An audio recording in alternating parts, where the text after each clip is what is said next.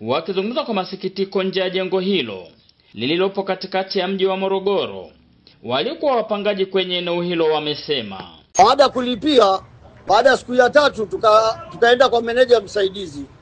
Baada meneja msaidizi kuongea naye, yeye moja kwa moja tumemuuliza tunaomba kujua maduka yetu yako wapi.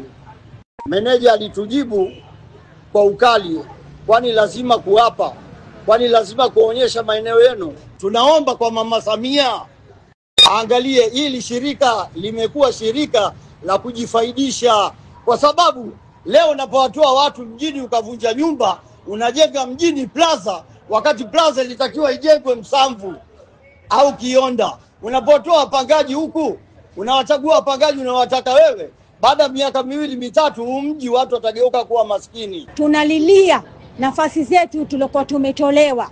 Tulikuwa nyuma kwenye kipindi ambapo walituomba sisi tuhame ili waturudishe baada ya jengo kukamilika, kukarabatiwa.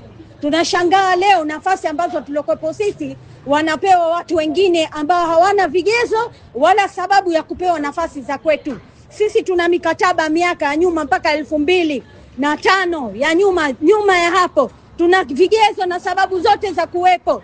Tunapewa juu kule. Tumekaa tunasubiria jengo miaka 9.5 lijengwe, ila tuweze kurudi. Tunalipa, hatujui tunapewa jengo gani, tunajua tunarudishwa pale pale. Kumbe baada kushakulipa tunaambiwa mpo juu kule, mpo kule. Hivi kweli tunategemea tunapata haki yetu wapi? Baada ya malalamiko hayo, meneja wa shirika la nyumba la taifa mkoa wa Morogoro, Bibi Eliaisha Keenja, ametoa ufafanuzi juu ya sintofahamu hiyo.